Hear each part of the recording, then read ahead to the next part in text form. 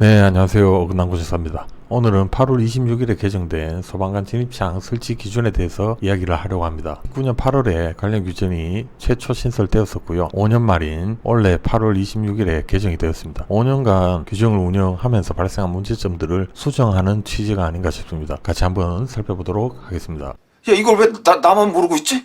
네, 소방관 진입창의 기준 개정 전과 개정 후입니다. 비교를 하면서 한번 살펴보도록 하겠습니다. 건축물 피난 및 방화 구조 등에 관한 규칙 18조에 이 소방관 진입창의 기준이 있습니다. 최초 시행은 앞서 말씀드렸듯이 9년 8월 6일 날 최초 시행했고요. 그 이후로 5년 동안 운영해 오다 24년 8월 26일에 개정이 되었습니다. 내용을 한번 보면 거의 대동소이하고 일부 내용이 좀 변경된 걸 확인하실 수 있습니다. 네, 1호 2층 이상 11층 이하인 층에는 각각 한 개소 이상 소방관 진입창을 설치할 것. 이 경우 소방관 진입할 수 있는 창의 가운데서 벽문 끝까지 거리가 40m 이상인 경우에는 40m 이내마다 추가로 설치해야 된다는 규정이 있습니다. 이 규정은 동일합니다. 개정 전이나 개정 후나 바뀐 내용이 없습니다. 두 번째, 소방차 진입로 또는 소방차 진입이 가능한 공터에 면할 것. 똑같습니다. 변경이 없습니다. 그리고 세 번째, 창문 가운데 지름 20cm 이상의 역삼각형을 야간에도 볼 수 있도록 빈 파사드로 붉은색으로 표시할 것. 이것도 변경이 없죠. 내용이 문구가 똑같습니다. 그리고 네 번째, 창문의 한쪽 모서리에 타격 지점을 지름 3cm 이상의 원형으로 표시할 것. 이 부분도 변경이 없습니다. 동일합니다. 다섯 번째, 창문의 크기는 폭 90cm 이상, 높이 1.2m 이상으로 하고 실내 바닥면으로부터 창의 아랫부분까지 높이는 80cm 이내로 할 것이라고 되어 있었는데요. 이게 좀 바뀌었죠. 창문의 크기가 아니라 창문 유리의 크기는 폭 90cm 이상, 폭은 똑같죠. 90cm. 높이 1.2가 아니라 1m 이상. 20cm가 줄었죠. 그리고 실내 바닥면으로부터 창의 아랫부분까지 높이 80cm는 동일한데 추가적인 문구가 있습니다. 난간이 설치된 노대 등, 발코니나 옥상 같은 곳이죠. 불가피하게 소방관 진입창 설치하는 경우에는 12cm 이내로 할 것. 이게 추가로 생겼습니다. 이게 왜 그러냐면 한 5년 동안 운영을 해보니까 주택의 발코니 같은 경우에는 난간의 높이를 1.2cm 이상 하도록 되어 있습니다. 추락 방지를 위해서. 그런 부분에 소방관 진입창을 설치할 경우에는 이 80cm 규정 때문에 설치를 못했던 거죠. 그런 부분들을 이제 설치를 할 수 있게끔 이 문구가 추가됐다고 보시면 될 것 같습니다. 네, 그리고 마지막 여섯 번째, 다음 강목의 어느 하나에 해당하는 유리를 사용할 것. 플로트판 유리로서 6mm 이하인 것, 강화 유리 또는 배강도 유리로서 5mm 이하인 것, 그리고 감목 또는 나목에 해당하는 유리로 구성된 이중 유리로서 그 두께가 24mm 이하인 것. 당초에는 이렇게 돼 있었습니다. 초반 문구는 똑같고요. 달라지는 게 다목부터 달라집니다. 24mm 이하라는 문구가 사라졌죠. 이제 24mm 이상이어도 사용 가능하다는 얘기입니다. 그리고 이 추가적으로 라 항목이 추가가 되었는데요. 가목 또는 나목에 해당하는 유리로 구성된 삼중유리. 삼중유리도 이제 가능하다는 거죠. 왜 그러냐면 이제 열갈유리 때문에 삼중유리가 많이 나옵니다. 그런데 소방관 진입창 부분에는 적용을 못 했던 거죠. 그 부분을 이제 완화시켜준다. 그렇게 보실 수 있겠습니다. 이 경우 각각 유리에 비싼 방지 필름을 부착하는 경우에는 그 필름 두께를 50 마이크로미터 이하로 해야 된다. 쉽게 깰 수 있어야 된단 말이죠. 비싼 방지 필름 때문에 소방관 진입이 불가능하면 안 되기 때문에 이런 규정이 또 추가적으로 기입을 해놓은 것 같습니다. 같이 살펴보셨는데요. 개정 전이나 개정 후나 거의 대동소이하지만 조금 완화된 느낌이 있죠. 5년 동안 운영해보고 좀 미비하거나 현장에 반영이 어려웠던 부분들을 완화시켜주는 개념의 개정이다. 그렇게 보셔도 무방할 것 같습니다. 다음은 개정된 규정의 부칙을 한번 살펴보도록 하겠습니다.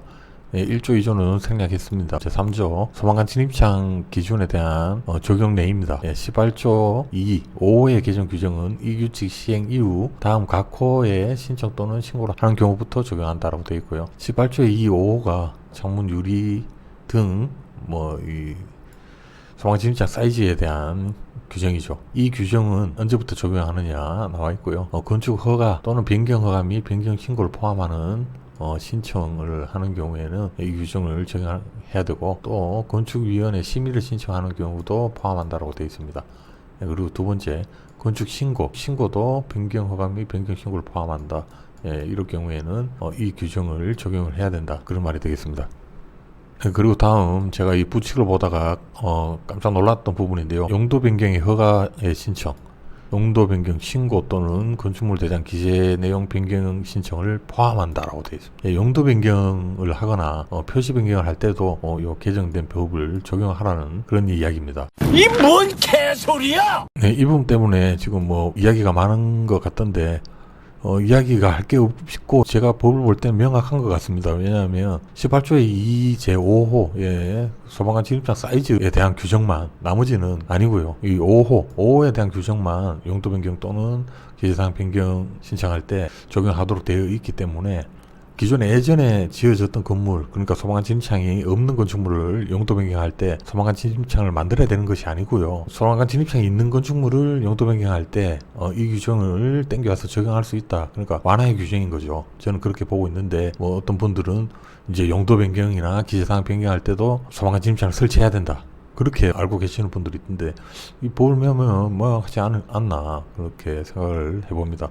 만약에 소방관 진입창을 용도 변경할 때도 설치해야 된다면 18조의 이 전체 규정을 적용한다라고 했겠죠. 5번 규정만 용도 변경을 할 때 적용한다는 것은 완화해주는 규정이다. 저는 그렇게 판단하고 있습니다.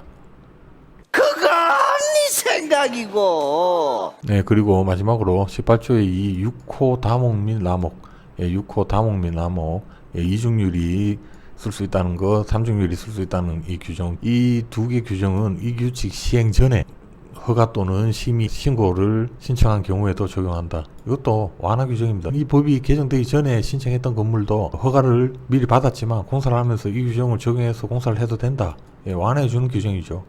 이번에 바뀐 이 내용 전체가 저는 완화해주는 규정이라고 생각을 합니다. 그런데 갑자기 뭐 용도 변경을 하는데 소방관 진입창을 이제 설치를 해야 되느니 뭐 안 해도 되느니 논란거리가 아니라고 보는 거죠. 네, 마지막으로 소방관 진입장 개정 규정 전후 비교 개념도입니다. 예전에 최초 시행했던 내용이고요. 바뀐 내용이 크게 없습니다. 당초 높이 1.1m 이상을 1m 이상, 창틀 하부까지 똑같지만 난간이 설치된 노대 등에는 1.2m 이하, 그리고 유리 두께 23mm 이하 그 두께 제한이 없어졌다. 삼중 유리가 추가적으로 들어왔고, 비산 방지 필름 두께 50마이크로미터 이하를 해서 창으로 깰 때 잘 깨지도록 해야 된다는 그런 규정이 추가됐다고 볼 수 있겠습니다. 근데 이렇게 개념도를 만들어서 이렇게 비교해 보니까 크게 바뀐 내용은 없는 것 같습니다. 어때요? 쉽죠? 좋아요. 네, 오늘은 8월 26일 개정된 소방관 진입창 설치 기준에 대해서 살펴봤습니다. 건축물 피난, 방화 구조 등의 기준에 관한 규칙, 부칙에 기재되어 있는 용도 변경 또는 기재사항 변경 신청을 포함한다는 문구가 추후에 논란이 될 것 같습니다. 개인적인 생각으로는 용도 변경하거나 기재사항 변경 신청하는 경우는 소방관 진입창을 추가로 새로 설치할 필요는 없다고 생각하고요. 대신에 8월 26일에 개정된 소방관 진입창 규정이 바뀐 내용을 기존에 소방관 진입창이 설치되어 있는 건축물의 용도 변경 또는 기재사항 변경을 할 때 이 완화된 규정을 적용할 수 있다는 취지의 내용이 아닌가, 그렇게 판단합니다. 아무튼 이 문구로 인해 앞으로 또 어떤 일이 발생할지 벌써 걱정이 되는 게 사실입니다. 오늘 이야기는 여기까지 하고요. 다음에 새로운 이야기로 다시 찾아오겠습니다. 감사합니다.